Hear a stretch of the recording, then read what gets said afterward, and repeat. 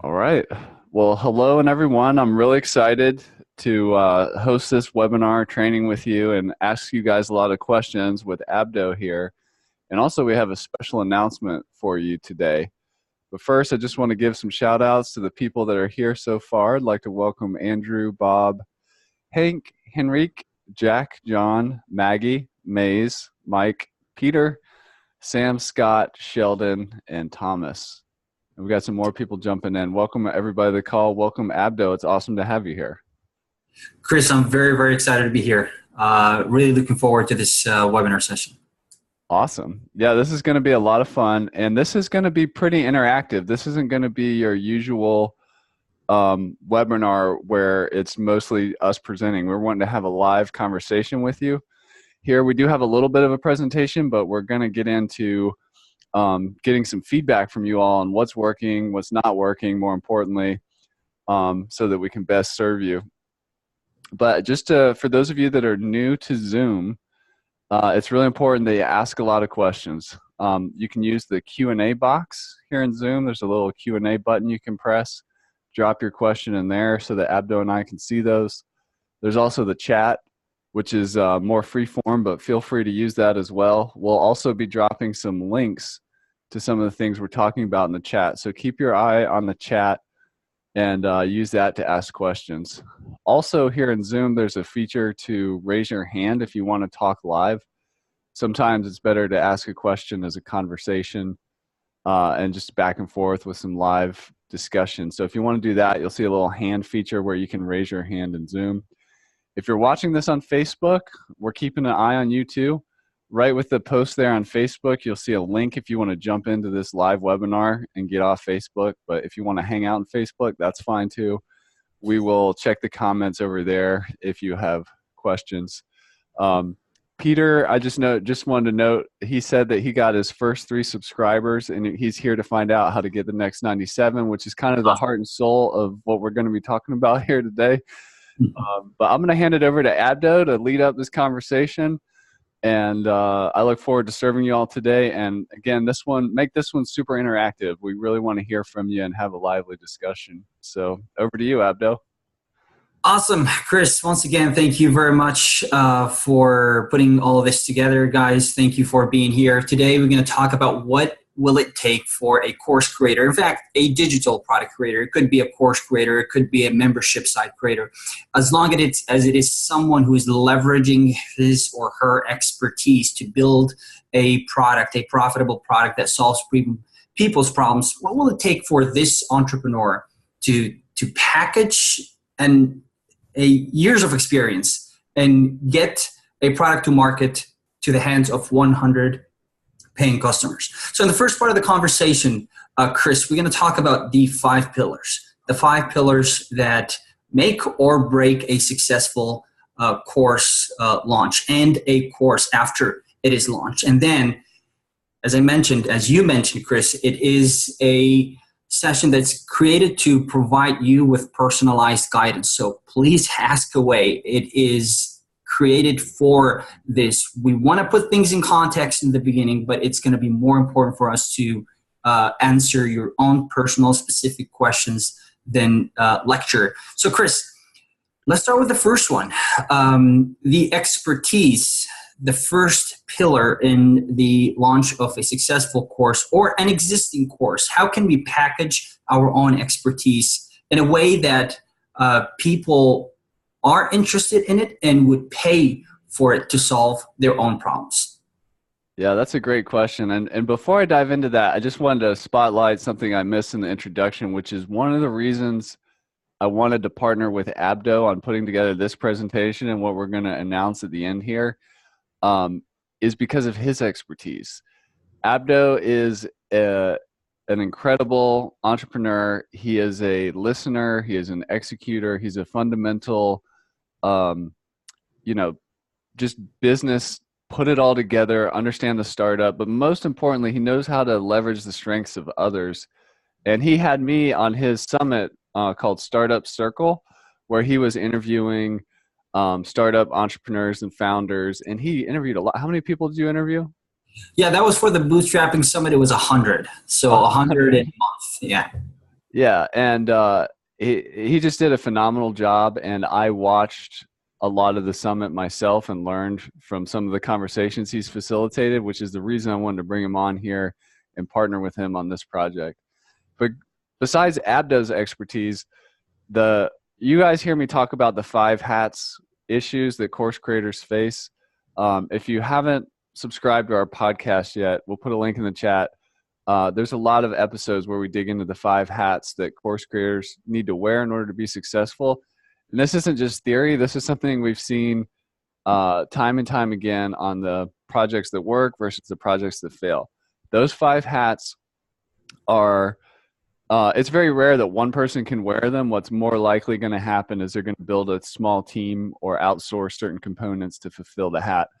But you cannot really outsource the expertise hat unless you're going to kind of become a publisher and bring in other experts for your membership site or your course, which you can't do that. But a lot of you here today are the expert yourself. There's a lot of reasons experts fail. One of them is there's a lot of like interpersonal stuff around having the confidence to like, who am I to teach this, or who's going to listen to me? There's a lot of that going on. There's a lot of what's called the expert's curse, where people are so experienced they forgot what it's like to be a beginner or not as far along in the journey. So therefore, especially if they don't have any kind of teacher training or anything, they have a really hard time communicating effectively and like facilitating a transformation in another student because they're too close to it and they're too far advanced. That's called the expert's curse. Or, you know, what's all too common is people try to pack way too much stuff inside that course or inside that membership site that ends up overwhelming their ideal person. Another thing is just not knowing who they're serving or spending enough time to like really get laser focused on, okay, if I'm an expert, who is on the receiving end of my knowledge and skills and the transformation that I'm going to help other people get these kinds of results. You know, it's a mistake to think a lot of the insecurity comes from people thinking that their audience is going to be people just like them, which is not really how it works. The target audience is often very different from you, the expert. And once you get to know them, you need to know, like, how does this market value the result that I'm going to help them get through my training and my coaching and my course content? And what's it worth to them? How much are they going to pay? If you're out of touch with your audience, most course creators pull a number out of the hat of what the price of their course or their membership site is going to be. And that's just the wrong way to do it. And it doesn't have to be that way. So, you know, that first component is really stepping into the role and putting the hat on of being the expert.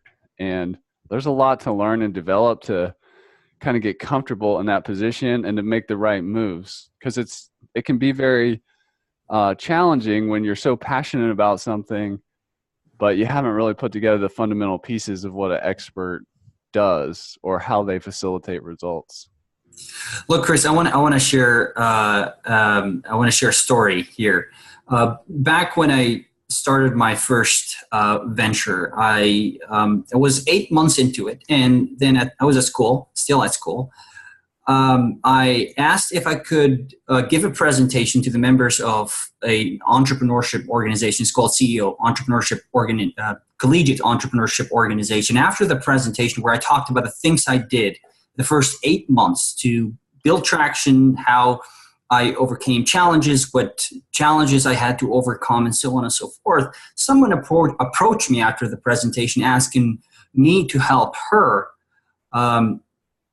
learn how to get to the point I got to. And at that point, the first thing I asked was, who am I?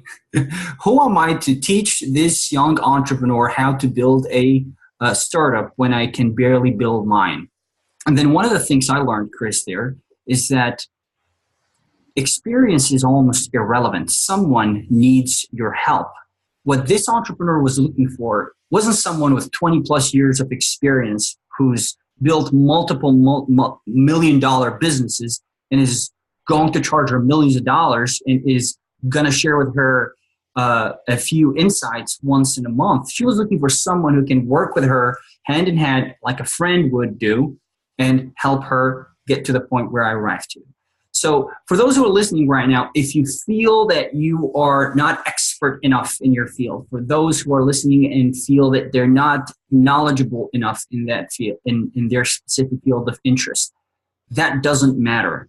Someone needs your help. Now, Chris, that someone, that somebody, how do we define who our ideal student is so that we can make wise hypotheses and test them by reaching out to them and getting them to perhaps buy the product, buy the course? Well, I could tell you that it's easier for people who have experience in the offline world. So if you're already running like live workshops, or you're speaking at public events or conferences and people are coming up to you in the Q&A and stuff, or you're an author and, you know, people are coming up to your book signings or whatever, like you have a sense of who these people are. But a lot of experts don't necessarily have that public personality where they're making live, you know, human contact with people. So it can be challenging. And the other thing is, it's really popular in the entrepreneurship world to come up with this concept called a customer avatar, where you kind of define and you give them a name and how much money they make and what they do on the weekend, and like come up with this fictional character that is your ideal, you know, person. And while I do think that exercise is helpful, the reality is there's often like several avatars within a customer group, and not everybody is the same, which is why it's important when we'll talk about this in another hat, is you need to have some level of personalization or support or coaching or mentoring in your program, because not everybody is going to be like Susie, who's between, you know, 25 and 35. She's a stay-at-home mom. She has 2 kids or whatever. You might have a bunch of different people in the mix. So the main thing that I recommend in this case is to do things that don't scale. That involves being vulnerable, putting your phone number on your website, putting one of those links with Calendly or Schedule Once or whatever, Acuity, to have people contact you and talk to them, listen to them, and don't lead the witness. Like, let them talk in their own words so that you can kind of get zen with these people that are attracted to you, that you're trying to serve. And of course, you need to make your website attract these people to begin with, which is something we'll talk about in a little bit. But it takes talking to people to like live. It also involves interacting with them on social media. You know, Facebook groups is a great place for that. But there's other places, you know, comments and blog posts and other social. But it involves doing a lot that doesn't scale. And it also involves not automating too early, and perhaps doing a pilot version of your program where you are actually using the scientific method to test hypotheses you have about who your people are and how you can help them, so that your assumptions can be challenged. And then you'll come out the other end of that first version probably with more clarity. But you have to start and get that flywheel of iteration going. Yeah. Look, Chris, I always say that in the beginning, one of the things you want to do to speed your path to market journey is go to market under the condition of the unavailability of the product. In other words, forget about the technology almost completely and focus on how you can deliver your value proposition, your education to your ideal customer in a direct way. Yeah. Either by talking to them in person or by having phone conversations or Zoom conversations. And that's one of the things I did in the beginning, Chris. So I have found over the years that the first customers are usually hand recruited. You are better off forgetting about the ads in the beginning and trying to reaching out to your ideal customers by hand. So I would spend maybe 5-6 hours in social media groups, answering questions, contributing, so that I can probably have one conversation with one person who would be potentially interested in buying my products or services. And that multiplied by 30 days or 50 days gives you enough people, enough proof to judge whether this is something they want this is how they want it, and this is how much they want to pay for it. One of the other things I did, Chris, is I talked to the local chamber of commerce, and I told them that I would be happily, I would happily share some guidance with the members who are interested in a specific topic over a 30, 45-minute presentation. Would you be interested in doing that? They have events anyways. Would you be willing to give me a little bit of your time to, talk about this topic? Them agreeing is one sign that this is a topic that people would be interested in. And then during the presentation, having people asking questions, having conversations with people after the presentation is another way of having those conversations and testing those hypotheses and getting some feedback. And that is how I got the first 10, 20, in fact, even 50 paying students. And from there, it scales to another level. At that time, that's when you have to implement some automation so that you can reach the first 100, the first 500, the first 1,000 without necessarily having to serve each and every one of them one at a time. So starting by doing things that don't scale, starting by doing things non-scalably, starting by forgetting the technology, and starting by getting your hands dirty is how you're going to be able to minimize risk, go to market quickly, get quality feedback, and acquire your first paying customers literally just by deciding to do it without any product or service associated with it in the beginning. Yeah. Excellent. All right, Chris, let's talk about the packaging of the experience. Now that we've learned what the customer wants, now that we've learned how we should be presenting this information, a lot of teachers, a lot of educators, course creators focus too much on information and not enough on the desired outcome from taking this course. So what should we put in that course that you have found a lot of people benefit from instead of just pushing as much information as possible to them? Yeah, that's a great question. And I want to encourage you guys that are using the Q&A box to keep the questions coming. And we are doing a LifterLMS giveaway at the end. I forgot to mention we are going to do that, but please keep the questions coming. So the teacher hat, one of the things a teacher does is a process. It has a fancy word called instructional design, but teaching is actually a skill. Just like managing people is a skill. A lot of times, like, you may have been promoted at your job for being a good technician, and now you're a manager, but now you have to learn a whole other set of skills to be a manager and a leader. The same thing happens with experts in teaching.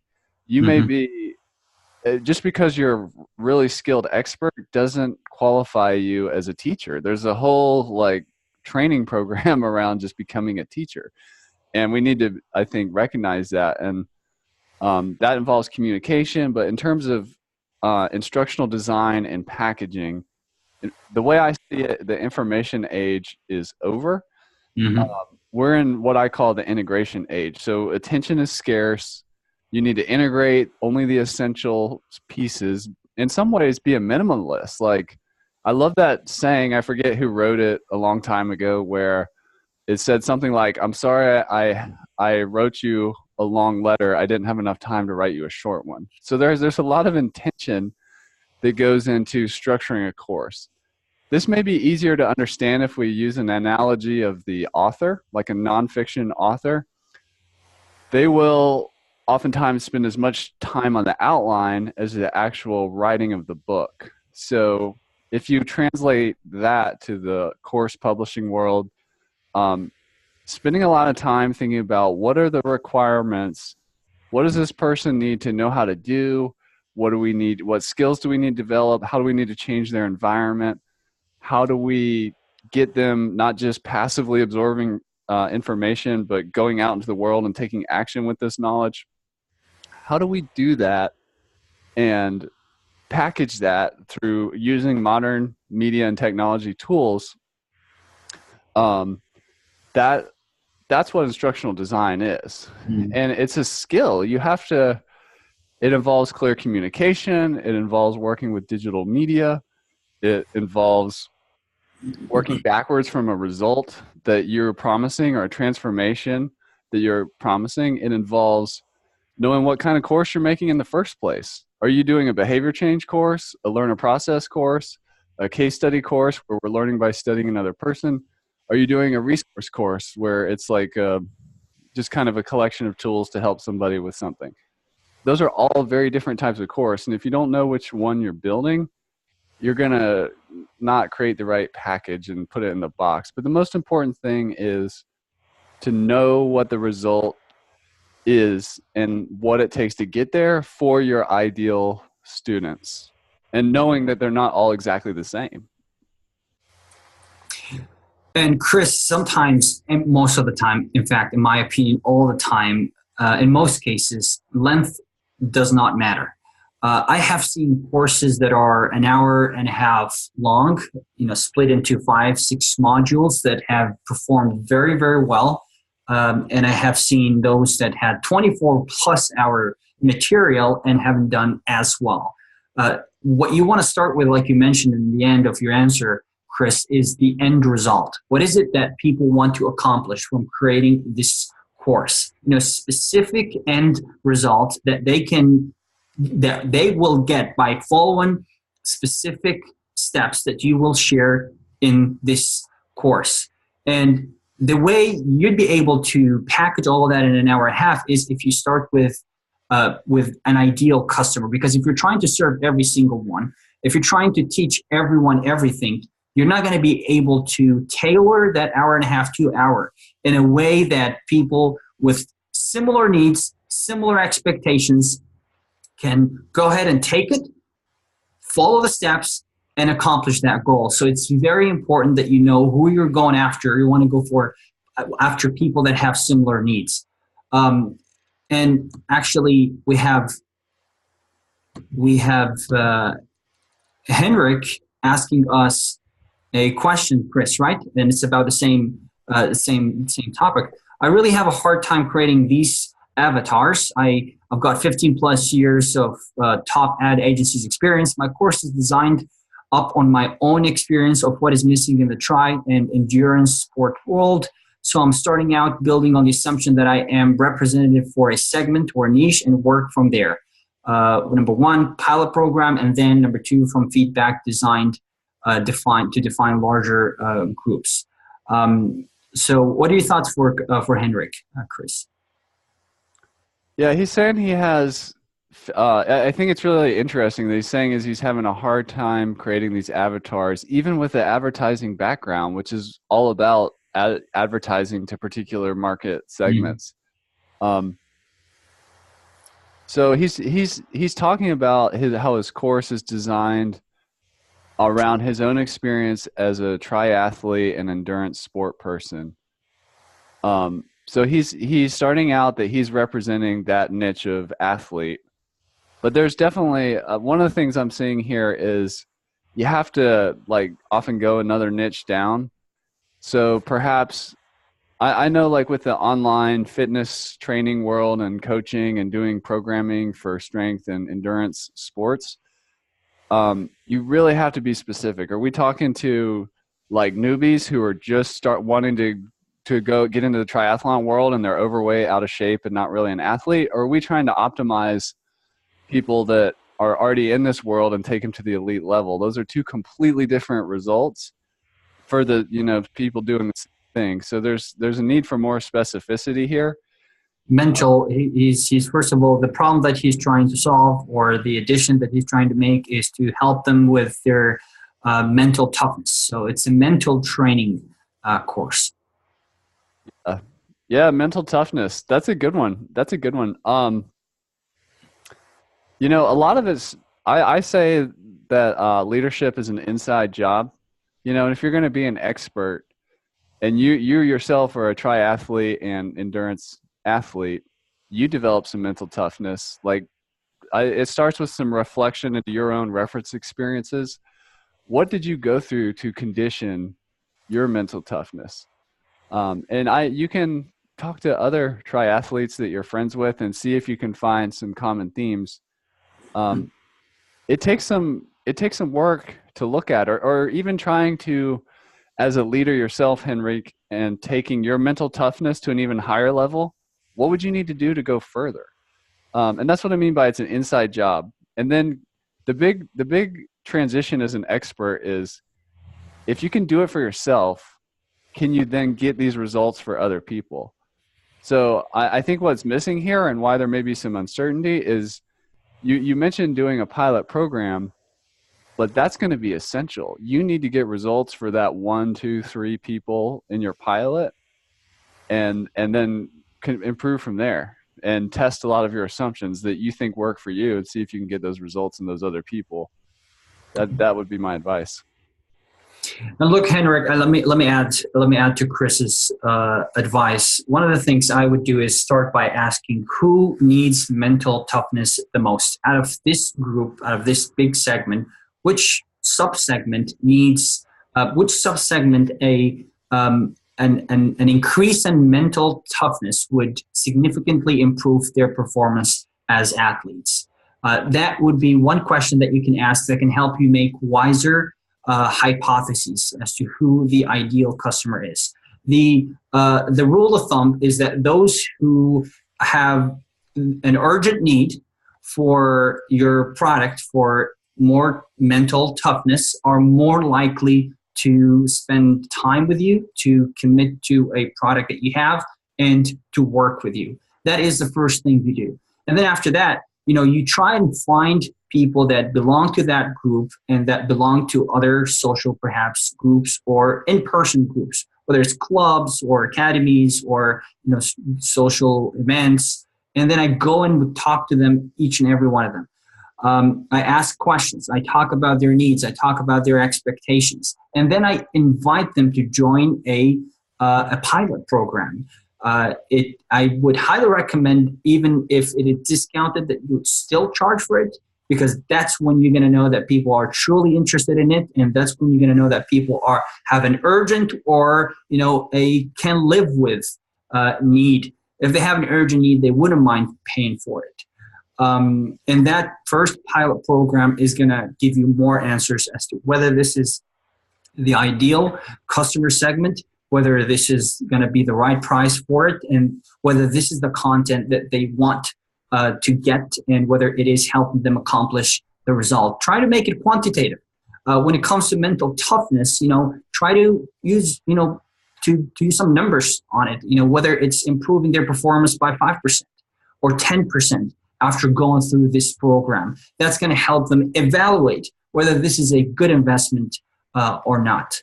Those are the steps that I would follow. Yeah. All right. Let's see. Scott is asking, do I need to ask questions by typing, or can we have a back and forth conversation? I'd like to ask via voice versus typing. Is this possible? Yeah. Right, Chris? Yeah. Just raise your hand, Scott. And, go ahead. He raised his hand. Yeah. All right. Let me bring you up, Scott. And I'm unmuting you.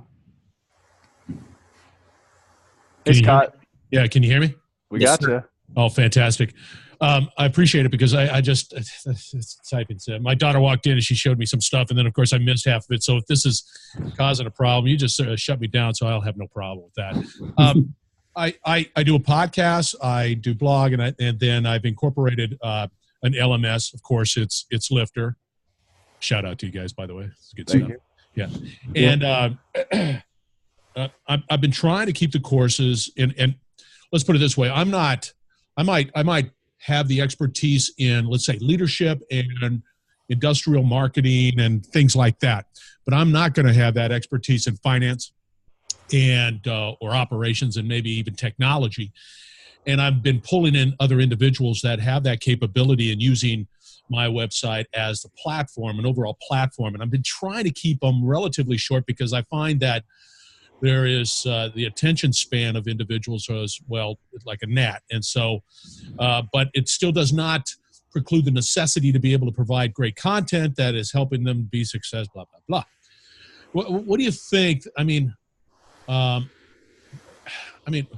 what would be a valuable time for a course? Because I'm not going to sit there and do a 2-hour course, and then I segregate it into multiple lessons. Is there a sort of a rule of thumb associated with that? Am I violating anything? I just go all over the board, quite frankly. Yeah. That's a great question. So first of all, you were talking about some of the other hats, like the technology hat. Yeah. Outsourcing some of that stuff, finance, which goes under the entrepreneur hat, outsourcing some of that. Yep. There's tools out there, like we use a tool called Bench for bookkeeping.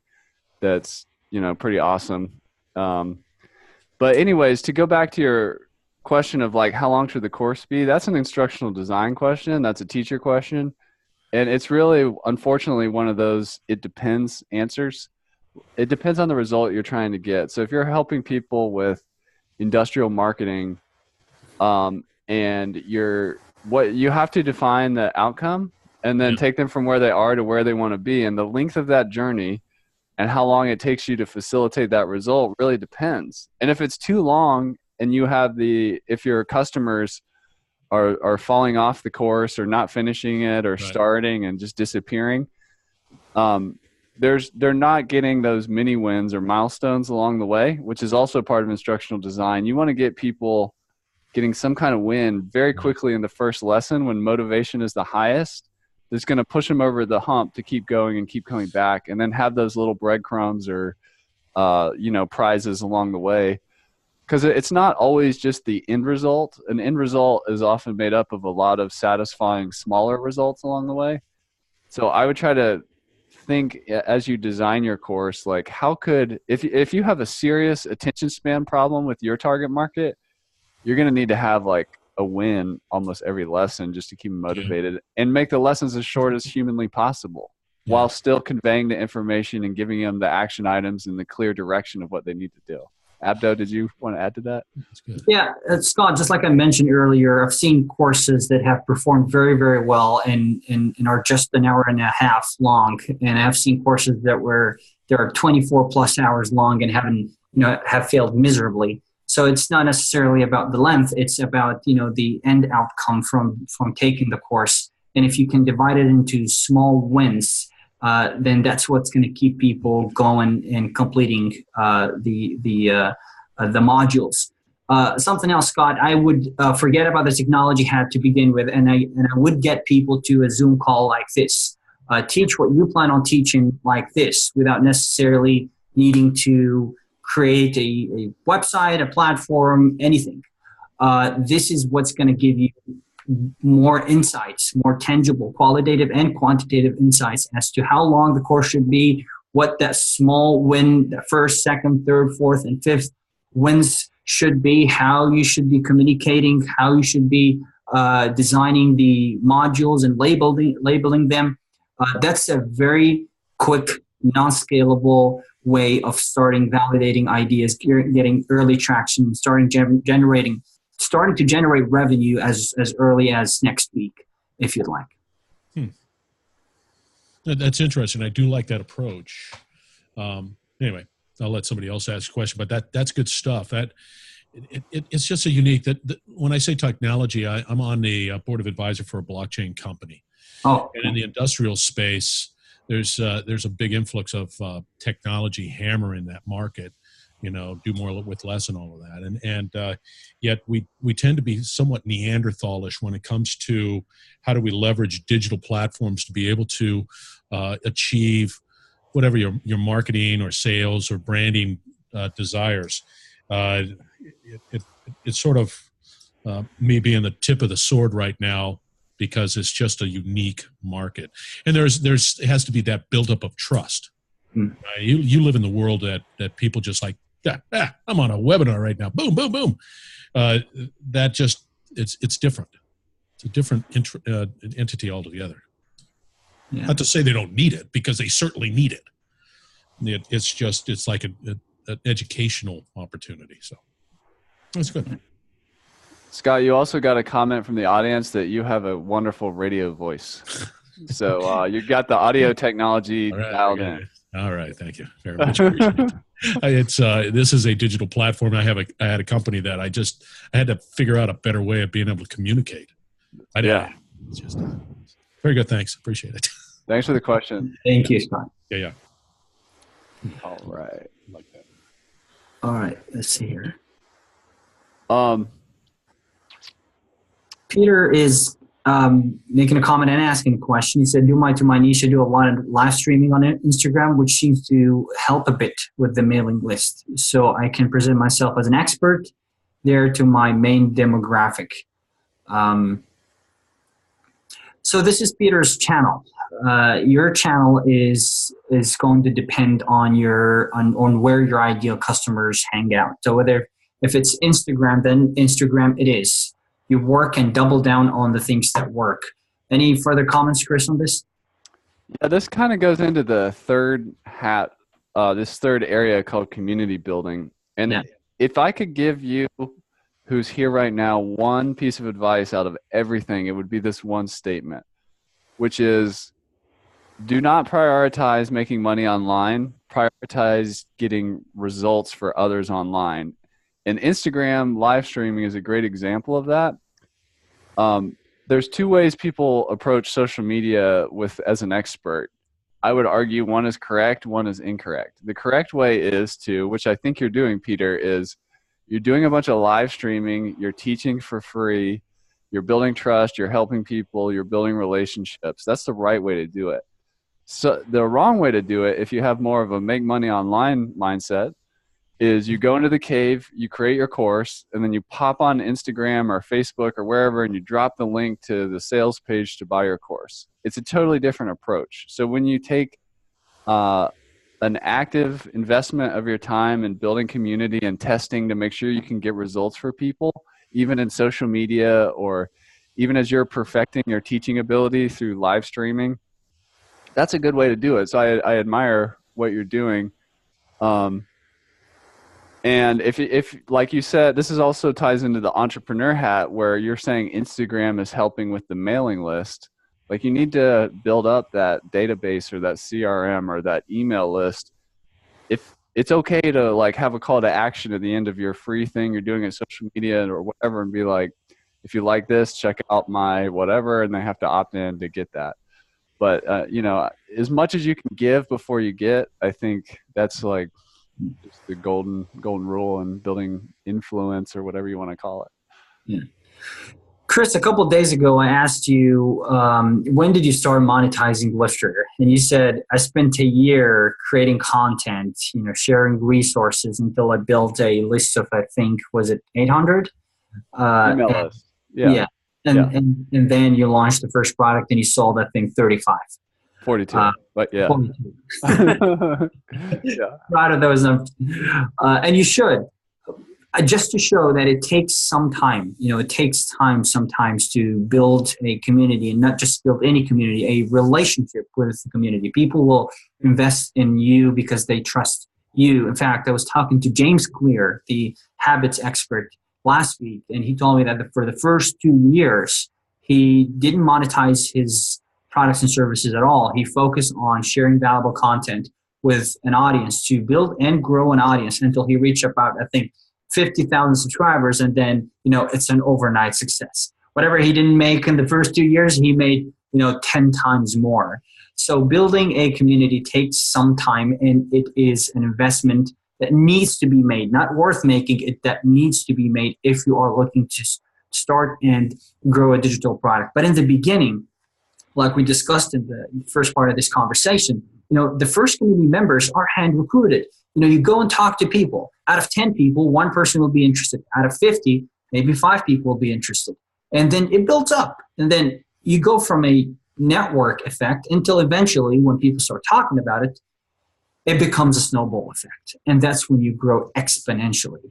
So, Chris, give us some strategies, some ideas of how we can build an online community by creating projects, content, leveraging people's audience, perhaps. What are some ways we can accelerate our community building?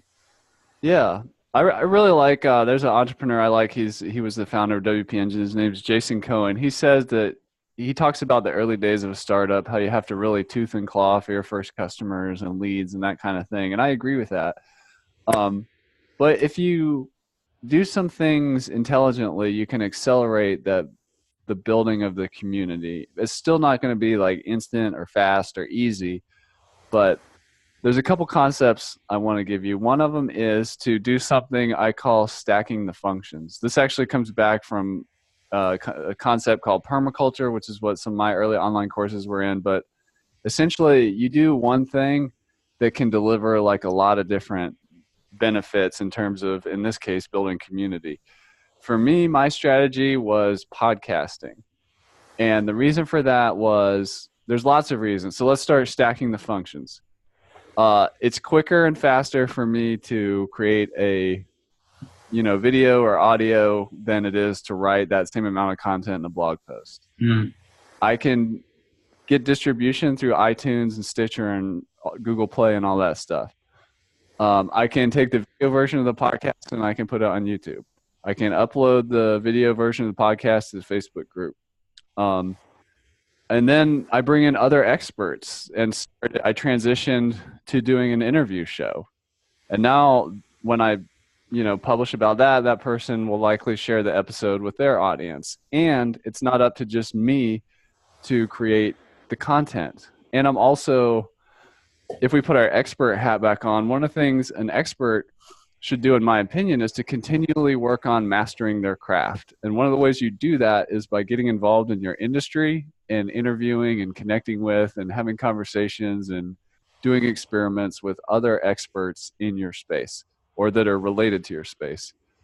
So that's like 8 ways to like have one thing amplify your community building and also your relationships and your network. Yeah.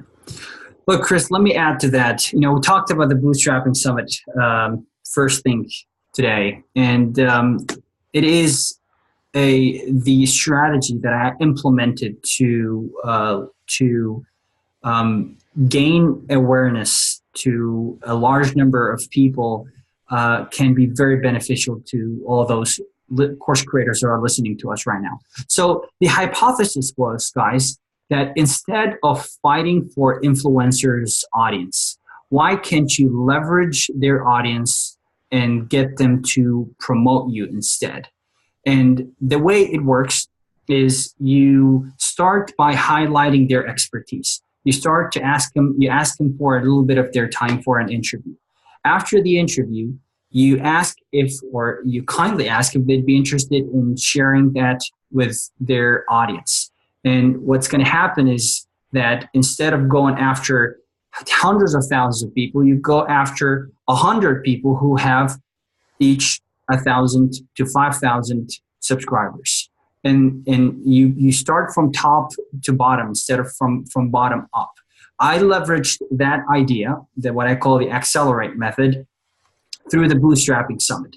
You can do it in many other ways. So when I highlighted the expertise of 100 people, I got access to about 35,000 people. And that gave me an opportunity to talk with a lot of people, not 35. There are some people that did not move on to the next stage, but it gave me a big pool of people that I was able to connect with and sell my products to later on. And all that happened in about 2-3 months. So it's not like I wrote 100 guides or hosted 500 episodes or, created 50 YouTube videos. I accomplished all those things within 2 months by connecting with indirect competitors, those who are offering supplementary and complementary products. I shared some value or provided them with value and then asked if they'd be able to help me promote it.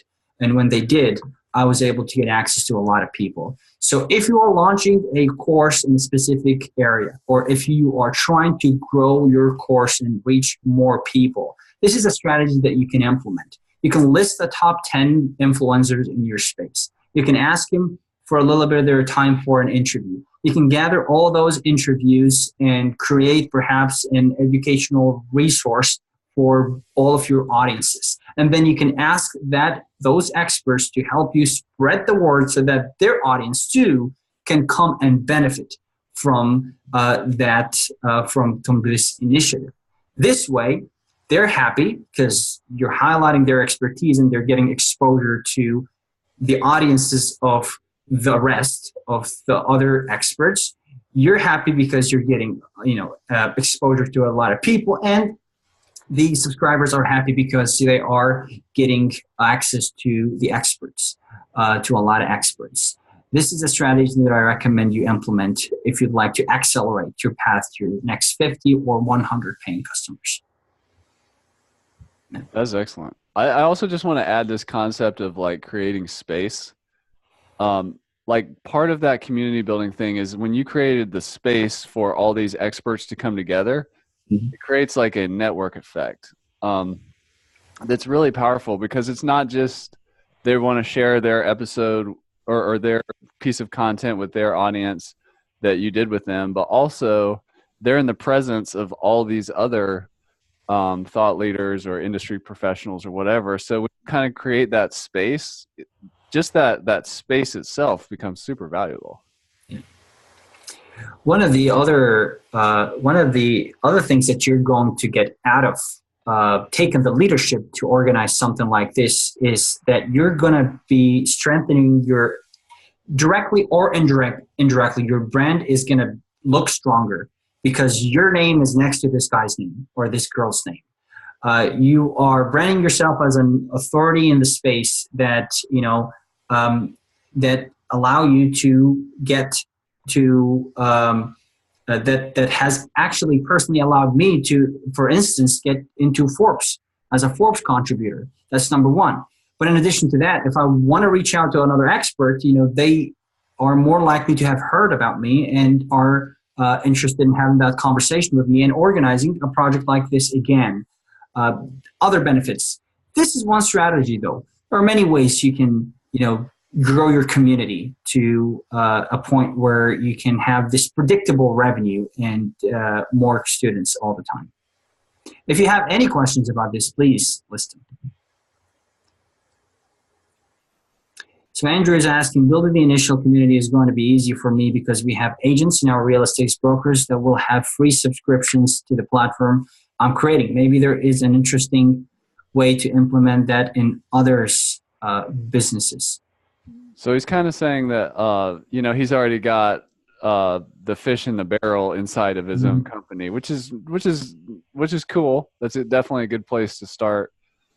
But yeah, that's an interesting comment. Like for him, his target audience is his employees. It's not done exactly work that way in real estate because each broker is kind of their own entrepreneur, but he already has them kind of there collected together. One of the great things about the real estate industry, I just want to note, is agents are really easy to find. Like if you need to find like a phone number, an email address or whatever, if your education is in the real estate space, it's fairly easy to go out and find people. But I would add that if you try hard enough, you can find people, whether that's on LinkedIn, Facebook groups, your Chamber of Commerce, just bulletin boards or directory listings online, Google business listings in the search results. You can find people once you know who you're looking for. Yeah. Just to note that when I implemented what I refer to as the accelerate methods through the Bootstrapping Summit, I already had like 10,000+ subscribers. It's not like I was starting from zero. It just helped me go to the next stage a lot quicker. So no matter where you are, you always want to connect with people. You want to continue to build more to strengthen your network and to create that snowball effect. So if you can get an opportunity to get to 100 more people, I think it's worth the investment, mostly in time, essentially. Andrew asks, or he's clarifying that he's selling subscriptions to agents who don't work for him, but he can target the owners, and then each owner has their collection of all their employees underneath. So that's something to think about when you're building community or even figuring out which course to build. Are you doing a B2B or business to business course here, like where you're making one sale and perhaps has 10, 20, 30, 1,000 seats in it? That's awesome. Or are you going more like direct to one individual? And you can do both. You can have the same training be available to one person, or you can sell it to a group of people through the decision maker of that group. Those are important considerations to make. And if you're building influence, you can look at who has the kind of reach, because not everybody has the same reach. I mean, I recommend helping as many people as you can, but if you look around, there are people called mavens and connectors out there that, you know, if you can impact and connect with and add value to, are just going to propel you further faster. But Ray asks, how do you find the best influencers? I'll answer that, and I'll hand it over to Abdo. It starts with one, and connecting with one person.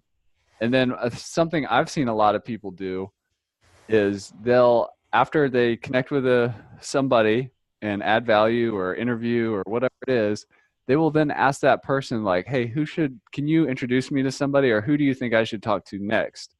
And then it creates this like chain reaction of kind of trust and recommendation, where you don't even have to try that hard. You just need to keep asking these people where to go next and let them guide you on how to best connect with their community. But do you have anything you want to add to that, Abdo? Yeah, so it honestly starts with a simple Google search. I would look for coaches and digital course creators that address the same group. I would list them out, and I would start reaching out for a quick conversation. I found that the easiest way to get someone to have a conversation with you is if you ask for a little bit of their time for an interview.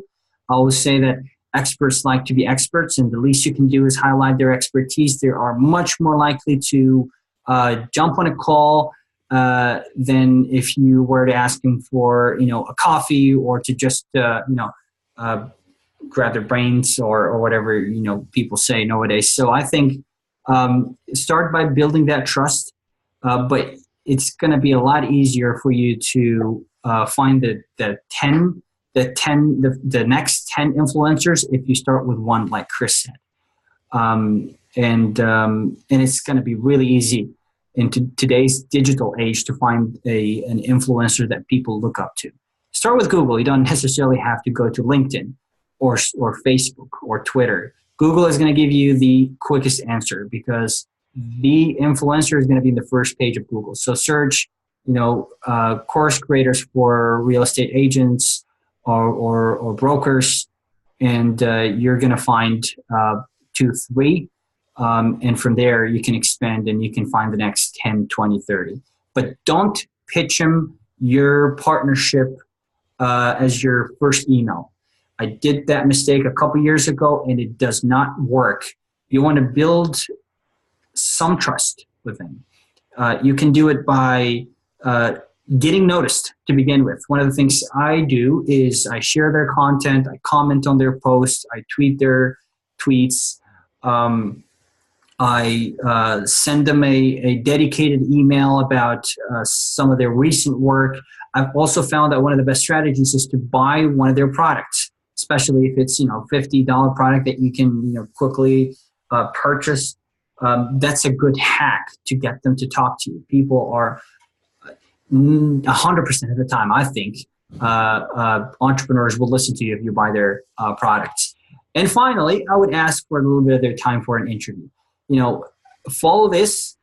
It doesn't take long, by the way. So in 2 days, you can go through all those. Follow this, and you'll find that your conversion rate, that is the percentage of people who answer to your emails, is going to increase, tremendously, probably by 50%, as compared to just cold emailing them an idea of an affiliate partnership. That won't work. So Sam asks, regarding or building or helping community, he's talking to me directly, that I send out emails inviting people to come online and ask questions about Lifter. What's my strategy behind that?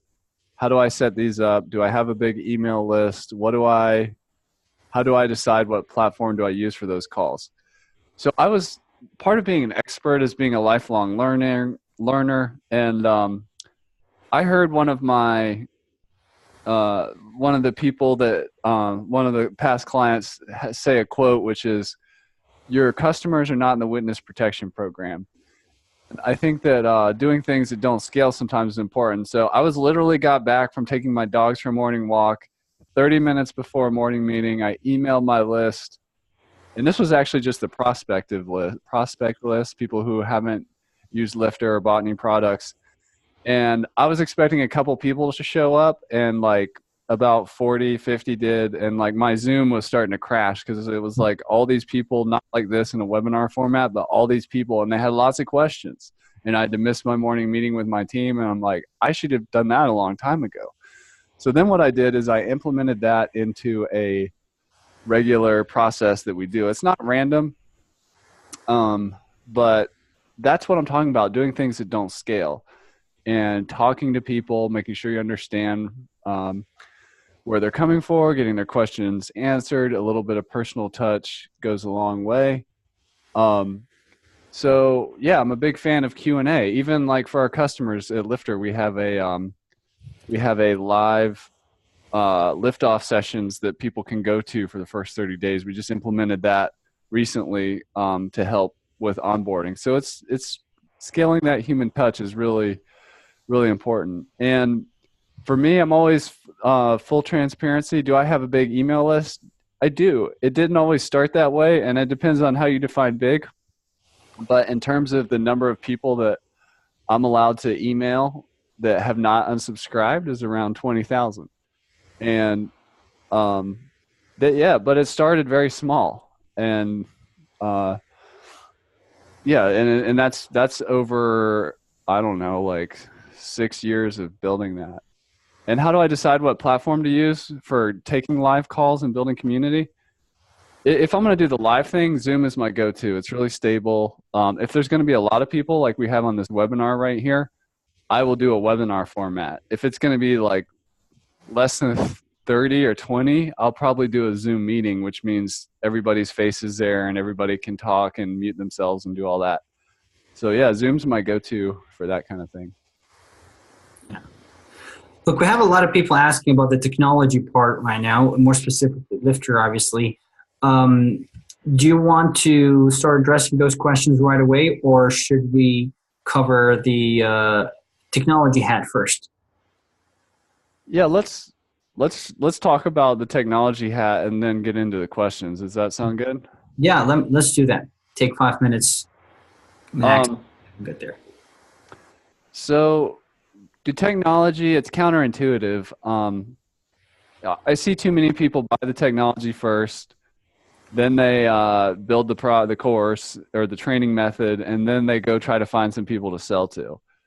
Which I recommend doing the opposite order, like build community first, understand their wants and needs, pains and opportunities. How do they think if they're emotional? How do they think if they're logical? If you have all that groundwork done, building the actual training program or course in service of getting results and transformation becomes a lot easier. And you have a community that you can do a pilot version through.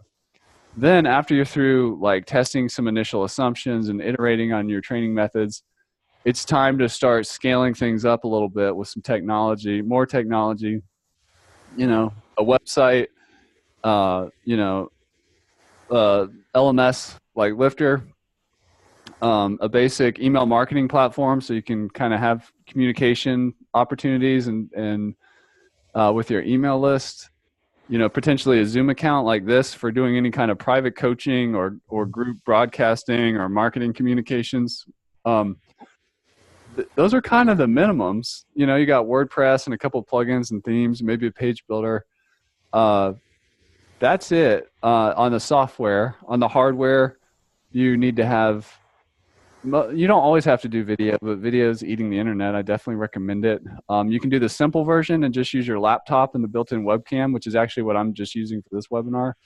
And you can use some earbuds like this that are decent quality to do your audio. That's the simple version. And then you can scale up from there. You can get more complicated. You can, if you're doing like, physical like dance moves and you need like a real video camera or better audio, you can scale up. But the main thing is, I see people get so hung up on the tech, is I would encourage you to be an absolute minimalist. Like, what is the minimum required? And if we think it's easy for a course creator to kind of get in the mindset of like, oh, our customers, they don't have a lot of attention span or whatever. Like, they need to focus. Like, my challenge to you is you need to focus and like minimize the tech stack as fundamental as you can get it. Like, I know people that travel to a hotel room away from their families for a weekend in like literally a plane ride in another city in a hotel to record a course over the weekend with nothing but their laptop and a pair of earbuds. And some of these are $1 million launches. And it's just, you don't have to overcomplicate it.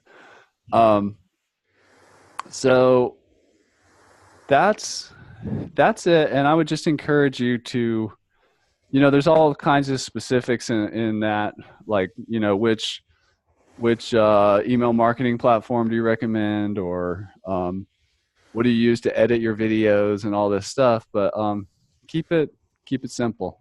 Most computers already have video editing, screen recording, video camera, audio collection, all that's like already built in. So that's those are some initial thoughts on technology. I love it. I could talk about it forever, but keep it simple. Actually, follow-up question, Chris. Some people prefer to write the script before recording, memorize the script, and some others prefer to have bullet points and just talk about those bullet points. What are your recommendations? I think it depends on the individual. So for me, the way I like to do it is I go from right brain to left brain. So what I'll do first is you see I've got a whiteboard here. I got a whole nother one over here you can't see. I'm probably going to be mounting one on the ceiling soon. But basically I do mind mapping, and I get if I'm thinking about a result or a transformation I want to bring a certain type of person through, I let my creative brain loose and give it permission to put whatever is out there and all the pieces and components. And what do I need to do to basically create this course outline? Like what, but not in the order. What are the pieces? And then I put all that aside. Well, I don't put it aside. Then I come in, grab a cup of coffee or whatever. And then I put the left brain on. I'm like, now let's organize this creative mess and let's delete things. What's not essential here? What's critical? And get down to like a outline format. And in online education, there's this concept called chunking. So you keep chunking it down. Like, what are those milestones, finish lines, prizes along the way, so that somebody can go through this journey? Are we building too much here? Maybe this is 2 courses and not 1 course or whatever. And just keep chunking it down till it's manageable for your type of person. For me personally, I don't do well with reading a script, but I do well with getting organized and having bullet points to just keep my thoughts together. But it depends. There's like 3 main kinds of lessons if you're doing video. You have a talking head, you have screen sharing, or you have like action where you're like out in the world doing stuff, and it's more like and those are different. You have to have a different strategy for those different types of videos. But yeah, just be prepared. Like, some people like to do PowerPoint.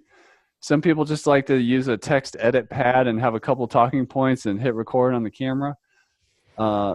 And some people like to have a full-on script that they read without the camera on and then come back later and put a bunch of moving images on top of it. It just depends. Ray is asking, I have access to Podcast Studio. Should I ask them to be on the show? If we're still talking about, how you can implement the strategy to get access to people's audience, right? If they are if their audience is, if their audience profile is consistent with your audience profile, definitely. In one way or another, even if they did not promote, you can leverage that, or you can use the episode to promote it to their audience so that you can get their audience to listen to a person they trust.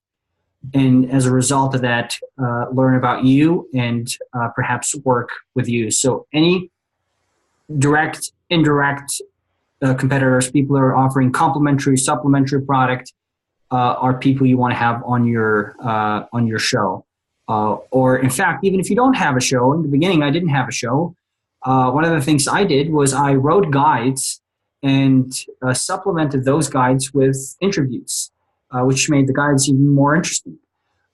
People had the option to read and watch. And that's how I started leveraging this accelerate method idea, and without even having a podcast, a summit, an online event, nothing. There are ways you can do the same thing. You can, in fact, even interview them and put them on Twitter directly, live. You can use a Facebook group and have Facebook live sessions with them. There are many ways you can do it, as long as you work with or you interview people that can help you like you can help them. And you would know very quickly whether their audience is an audience that fits your customer profile or not. Chris, I'm not sure if you read Henrik's message.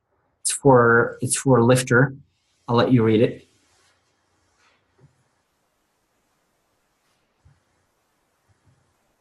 Henrik is looking for adding music to his site. I'm not that familiar with Mautic. I think that's an open source self-hosted email list thing that you can use. I don't have an opinion on that either way. But, yeah, I don't have a lot of experience with Mautic, but I would say in general, if I understand it correctly, I do see the value in having your CRM or your email list service be separate from your LMS and your WordPress website. And there's some tools like WP Fusion that can really make the bridge between them really elegant. But like a quality email list, email service database tool or whatever is really designed around high email deliverability, tagging, broad one-to-many email communications. So I would kind of keep that separate if I'm understanding that correctly. Andrew is asking, I need to lift off. Can someone send me the link for that?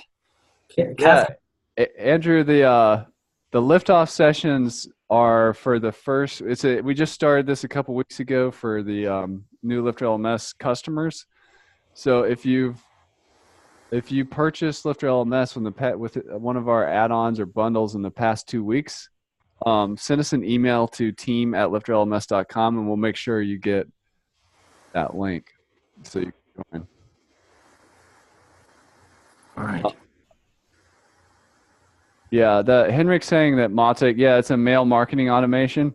For me personally, I would probably keep it off my WordPress website, but I have heard some people rave about it.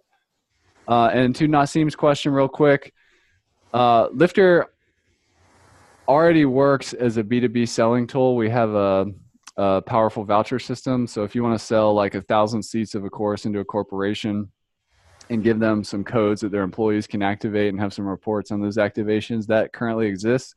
We are going to be building out more kind of group-related functionality in the future, but you can already kind of work with the existing tool set to do that. All right, Chris, let's talk about the last hat, which is the entrepreneurship hat. I think one of the first questions that comes to mind is how to validate a course idea, how to pre-sell it perhaps without even having a course in the first place, which is very possible. So what approach would you follow to pre-sell a course idea, which in my opinion is the strongest validation criterion you can have? Yeah. Well, just to give you an example that's like a little different because it comes from the software world, Abdo mentioned the story where when we first introduced Lifter, we got 42 sales. We opened the cart for a week and then closed the shopping cart. Even though we were a WordPress web development agency doing high-end sites, some of those costing over $50,000 to the clients, we used lead pages to develop a landing page for the first sales of LifterLMS, even though we could have built something way more advanced and built out a fancy marketing site.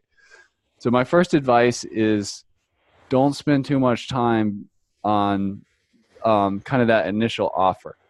The most important thing when you're going to validate and do your pre-selling is to come up with the offer. So you need to have done the pre-work of who you're serving. You need to understand their problems and the opportunities that they're seeking. And you need to be confident that you can get them to the result that you're promising that you're going to get them to. And you need to communicate that effectively in words. And it's not about you, it's about them. So you have to come up with, you can research like how to do a elevator pitch or whatever, but this course helps this type of person achieve this result and overcome this obstacle in this amount of time through this method. Something like that is your offer. And I've done this before myself, where I literally, all we did is send an email to the email list. And this is when it was teeny, and said, I'm doing this course, it's going to be like 6 coaching calls to move your course business forward.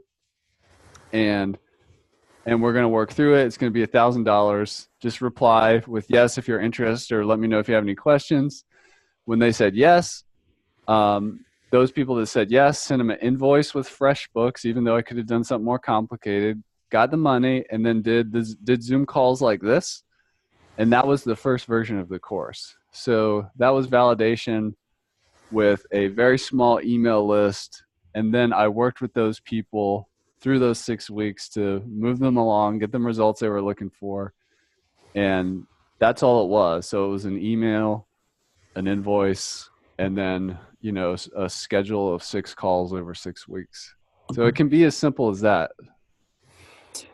And Chris, it could actually be simpler if you don't have an email list. A lot of people don't have an email list. I know it sounds cool and awesome to send an email and get replies and get sales like that, but it takes time to build an email list, a list of people that trust you and are willing to buy from you. In the first, 6 months of my community building period, I had like 800 members, and I thought I had enough to launch something successfully. And when I launched, I only had 4 sales. So sometimes numbers don't mean anything. Instead of the launch through email, if you don't have an email list, find those people the non-scalable way, like we mentioned, like we talked earlier. Go and find them, talk to them. Out of 50 conversations, someone might be interested in becoming a paying student, an early adopter. And if you do that on a daily basis, 2, 3, 4, 5 weeks later, you could have your first 30 paying students and a big enough pool of people to tell you what you should do to build a better course or a more scalable course so that you don't have to get involved all the time. When you have your email list, it becomes a lot easier, but you're investing for that today. You're investing to get to that stage where you can send that email and get the yeses and get the purchases. Yeah, and I just want to add, since this audience, some of you know LifterLMS, you can actually build out a course page with a title, a description, an image, build out the sections and the names of the lessons, put an access plan on it with the pricing, and put a start date for the course that's in the future. And you can have, your site is ready to sell that course. Like, that can be done in a matter, the implementation of that is 20 minutes.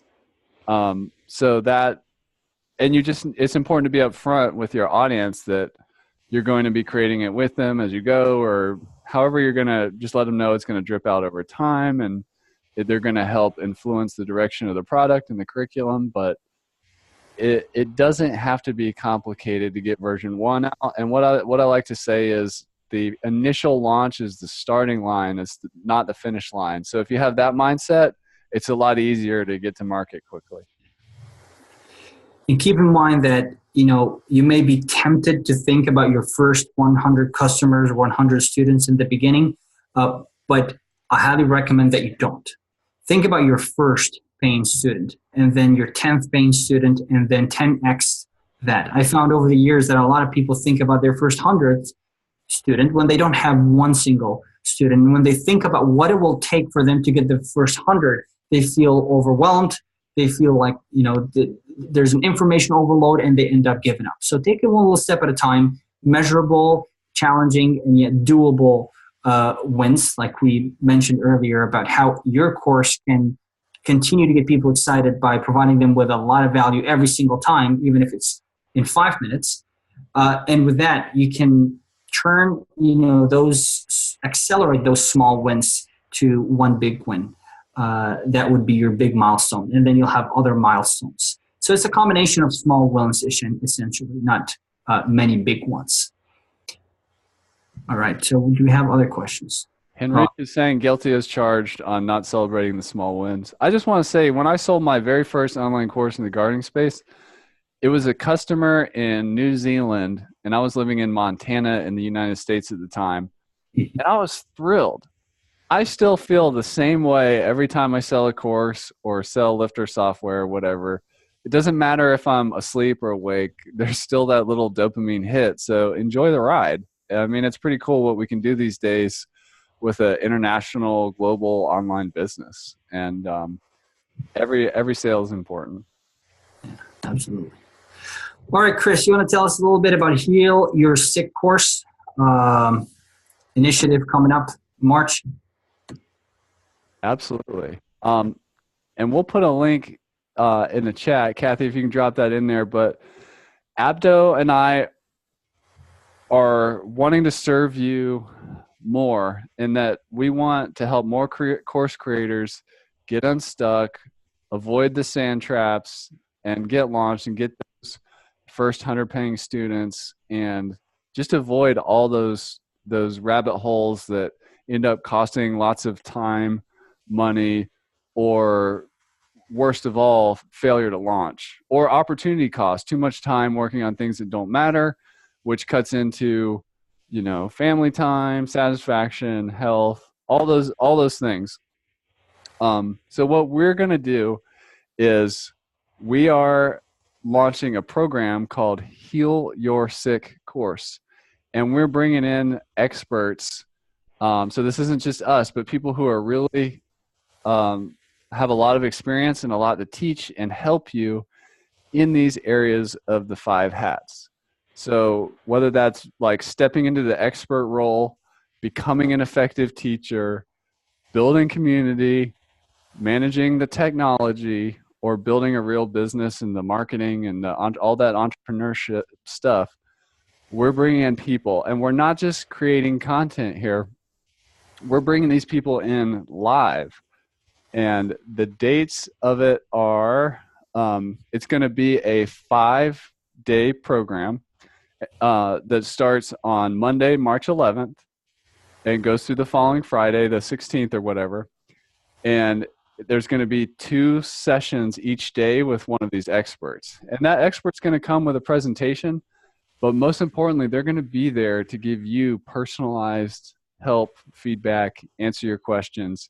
So we're really putting together a tribe of people to surround you watching right now live or you watching the replay to get the help you need. And I got to say, I've been watching, we've already had some people buy this before we even announced this and dropped the link. And that's because Zoom has this feature in it where at the end of the presentation, it can go to a certain page whenever somebody closes Zoom.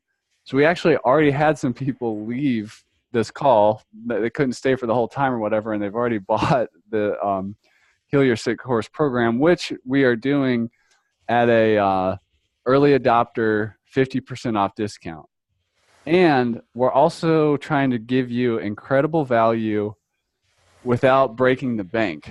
So we want to make this really affordable. So it's 50% off of $99, which is the cost of a single Lifter add-on. So $50 if you buy it before the first the launch of the live sessions, which start on March 11th. And I would encourage you to take advantage of this unique opportunity, not only just to get access to this content, but to be able to interact with the lineup of people that we are bringing to you. We're going to announce the people as they join. We've got a list that we're working on of some of the best to come in and help support you individually. And I'm just really excited to do this, and I'm really excited to partner with Abdo and leverage his experience kind of managing these types of summits and helping facilitate everything, and just the magic behind making this all happen, and all his entrepreneur wisdom. It's going to be a lot of fun. So I would encourage you to take action on that, because it's not often that you're going to have this kind of access to these kinds of people. And of course, we're course creators here. So after this, the Heal Your Sick course live sessions are done, we are going to, record them and put them inside a course on the LifterLMS Academy site, so that you can have access to the material after the live session as well, or if you can't make all the ones you want to go to, or all of them. So that's a high level. Did I miss anything, Abdo? No, you didn't, Chris. So I was, a couple of weeks ago, we're talking, we said, should we record this? Should we just take the questions, ask those experts, record the sessions and put everything on Lifter, or should we do them live? And then I told you, I want 10 coaching sessions. This is what I really want. 10 coaching sessions, as if, we paid those coaches tens of thousands of dollars to spend 2 hours with us and help us answer questions in their areas of expertise and help us get personalized guidance. So this is going to be literally 10 coaching sessions. There will be a quick presentation in the beginning just to put things in context for about 15 minutes, but it is created to answer your questions, even if it takes 2 hours. So when you join, the moment you join, be prepared with questions, or come up with questions during the session, and make sure you send as many as you can. The goal is not to teach something. The goal is to provide you with personalized guidance so that you can move your course forward. This is what Heal Your Course your sick course is created for. So consider it a 10 small group coaching session that is going to be recorded and is going to be uploaded to a Lifter course later on, so that you can watch those sessions afterwards. So that's at academy.lifterlms.com/heal. So I'd encourage you to go check that out. And I think we're ready to announce our $99 giveaway winner. So I'll keep an eye on Slack for when we pull our random winner. But I just want to note, to kind of bring this conversation full circle, where one of the places we started was talking about how customer avatars as a concept doesn't always work. And the reality is, with you as a course creator, whether it's the expertise hat, the teacher hat, the community building, the tech, or the entrepreneurship, you listening may have a unique levels of pain or stuckness in these different areas. So this is designed to level you up wherever you are. Like, maybe you're already an advanced entrepreneur, or maybe you're not. Maybe your marketing scares the heck out of you, or maybe you're an expert that hasn't really figured out how to teach effectively and structure and package content on the internet. But we're all course creators here. That's the point I want to make. And this opportunity, I would recommend coming to the sessions that you are, even if you're strong at it, to see if you're missing anything, or just to sharpen your saw.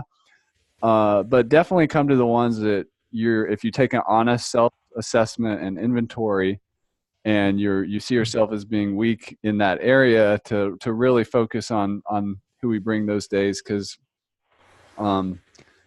it's a big opportunity. Because if you get one of those wrong, or is like under optimized below a certain level, it's really hard to make forward progress. One of the other things I want to add, the moment you join, guys, send us to team@lifterlms.com a description, perhaps a paragraph or two, about what is it that you're working on and what challenges do you have. This is going to allow me and Chris to tailor the conversations with those experts to answer your questions directly, even if you don't ask any question. The goal, once again, is really to make it 100% focused on your projects. In fact, you can get to a point where you can even share your screen during those conversations and try to get the most out of them. And if you want us to go above and beyond, send us a paragraph or two, the team at LifterLMS.com, and I will personally make sure that I address every single question during those sessions so that I can help you move the needle and get to the next milestone. That is awesome. I also just want to congratulate Scott McKenzie for the winner of the $99 a year LifterLMS add-on. If you're already a customer, we're going to extend your license, that value, into the future. Shoot us an email at team@lifterlms.com so we can hook you up. And Scott raised his hand. what's that? Scott raised his hand. Okay, I'll bring you up in a sec, Scott. One thing I want to say while it's fresh in my mind is that send us an email about what you want to get out of this. Abdo and I and the people we're forming together, we're here to guide you. We're not here to be the expert and the guru on top of the mountain to give you our information. This is for you, to support you and facilitate your journey. So take advantage of this opportunity so that us and the people that we're making the space to bring together can support you and help you get moving, get unstuck, and get the highest possible odds of success and results with your course. So I'm going to bring Scott up here. And then Leah will answer your question. Hey, thank you. That's really kind. Yeah. I'm so excited. Yeah, you won, man. Proud as a peacock, baby. Proud as a peacock. Right no, on. thank you. I am so excited. I've really enjoyed this webinar. You guys are at the top of your game. This is exciting. Well, you haven't seen anything yet. Come to the. I have to look at myself every day. I'm pretty ugly. So. Very good, man. Thank you, guys. That's all I want to say. Hey, and thank you for all of those participants too. That's fantastic. Yeah, you bet. Well, thanks for coming up and sharing your enthusiasm. I'll send that email at team@lifterlms.com. Boom, we'll make it happen. Awesome. Do it. Yeah, awesome, guys. Thank you. All right. Thank you very much. Appreciate it. Did you say you saw another question from? Yeah, Leah is asking, what if our course isn't launched yet? Yeah. I think. I have something to say. Did you want to start? No, go ahead. You start, and I'll say something. I think that's good that if your course isn't launched, like you can be at all parts of the journey. Again, this is how like the avatar is not always the same. Some of you may have launched the course and be struggling. Like maybe people are abandoning like very early on in the course, or maybe you're not getting a lot of sales. Others of you are maybe just at the very beginning and you're kind of got the expert hat on and you're like, which course should I build? How much is that worth in the market? Who do I want to serve? Who do I want to spend all this time helping? So this is designed wherever you are in the journey, from at the very beginning to like broke down and not working, or you just feel like something's not right and not optimized. You can be anywhere on that journey as a course creator, and you're going to get a ton of value out of this. And in fact, Leah, the goal is to really help you focus on what you need to focus on. So I highly recommend that you join, because what we're going to try to do is to help you accelerate your path to market. In fact, you'd be surprised that you are, just a couple of weeks away from taking an idea to market. You may be thinking, oh, I need X, Y, Z, A, B, C, D, E, F, G, and you essentially only need A, B, C. And then we're going to focus on what exactly you need for A, for B, and for C. So that's what you're going to get out of those 10 sessions. Obviously, you don't necessarily need to attend every single session. That's one of the reasons why I asked if you could please email us your ideas, your background, and your challenges and your goals, so that I can and Chris can represent you in every single session, even if you can't make it. But at the end of it, what you're going to get out of it is a plan. So a plan designed to help you take your experience, to leverage your experience and expertise to take a product, a course to market successfully and acquire the first 10 paying students. And we're going to do it in a way that it allows you to connect the dots so that you know what's A and what's B and what's C and what comes under every one of those. And Abdo and I were talking about how many we wanted to do, because we could easily put together like a 30, 40, 50 person summit around course creators. But we also want to take that minimalist approach of like, let's find the 10 best that are going to be most useful to this community, where it would be feasible to go to all of them if you can. I mean, so basically what we're asking of you, if you do want to go to all of them, it's spread out over 5 days, 2 a day. At max, that's 20 hours total. So that's like a part-time job for 1 week to work on your business, not in your business, as an education entrepreneur. And that's a reasonable commitment to make. And if you're busy as a parent or with your day job, or you got a lot of other things going on, that's manageable to chip away at on the side through the, maybe come to a few that you can make, but you can always work through the recordings later, and get as much value out of it as you can from the course. So I just wanted to just say that we're really intentional about not making this thing as big and as extravagant as we could. We're trying to eat our own dog food and make it as focused and accessible without breaking the bank in terms of attention span.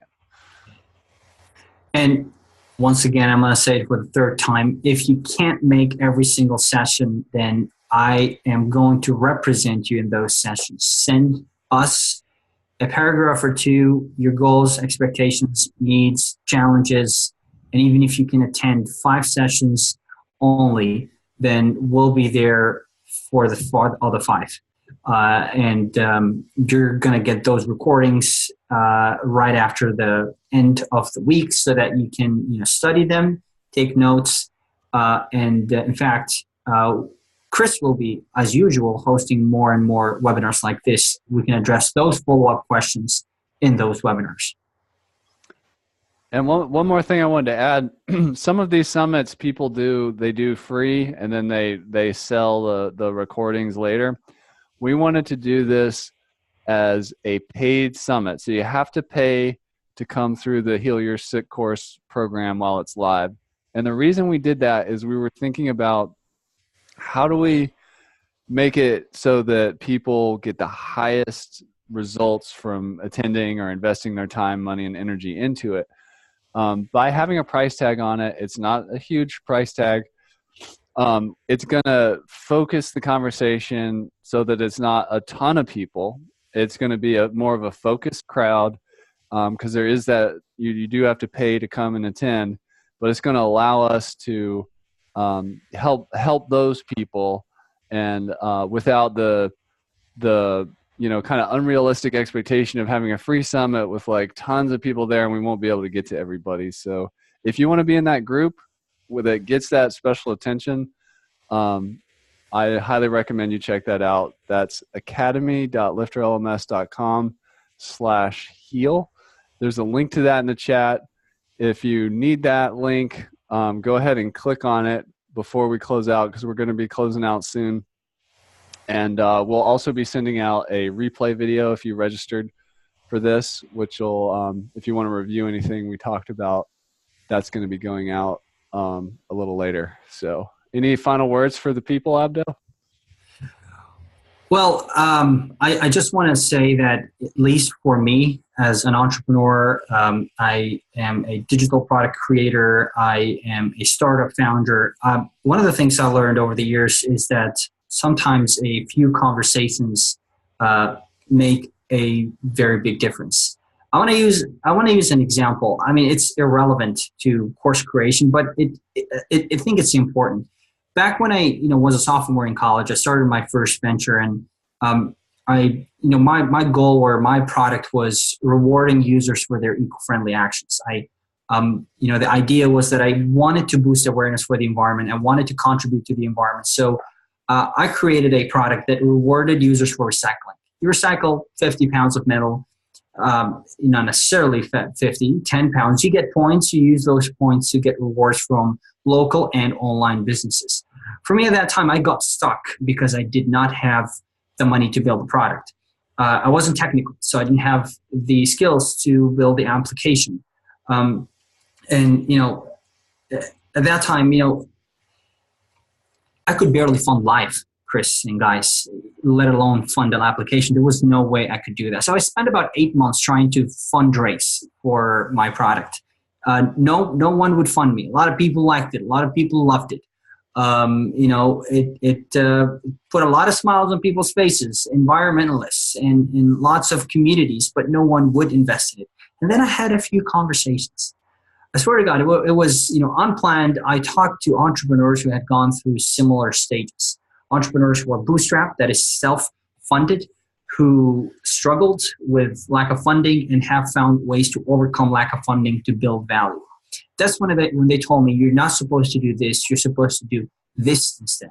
And this, for me at that time, was instead of focusing my attention and my time in what I need to do to get money to build a product, why can't I become the product? So I became the person connecting people to the nearest recycling facility. I was the person gathering their points by using Excel sheets. I was the one helping them redeem their points. I kept a list of rewards for them, and I did everything, an approach that didn't cost me anything, and that allowed me to raise $20,000 in pre-sales from my customers' money before writing a single line of code. That was all thanks to a few conversations. I had spent 11 months trying to fundraise for the startup, but no one would fund me. But then someone told me what to do. This is what Heal Your Sick course is created for. It's those conversations, personalized conversations that are going to help you accelerate your path through your next stage so that you don't have to spend time, energy, and like Chris said, opportunity cost doing things that don't matter or won't get you anywhere. It's those conversations that will help you design a plan to get to your next big milestone quickly, efficiently, and pretty inexpensively. That is awesome. Well, Abdo, thank you. It's great to do this project with you. I'm super excited about it. It's a pleasure. Thank everybody for coming. I appreciate you taking the time to listen to us today and learn about this new program. You can check it out at academy.lifterlms.com/heal. Keep an eye on your email for a replay of this if you want to check it out again. Kathy, thanks for coming and appreciate it. Do you have any final words for the people, Abdo? No, thank you very much. I really look forward to working with you during the Heal Your Sick course week and contributing to the success of your journey as a course creator and an entrepreneur as a whole. Yeah. Thank you.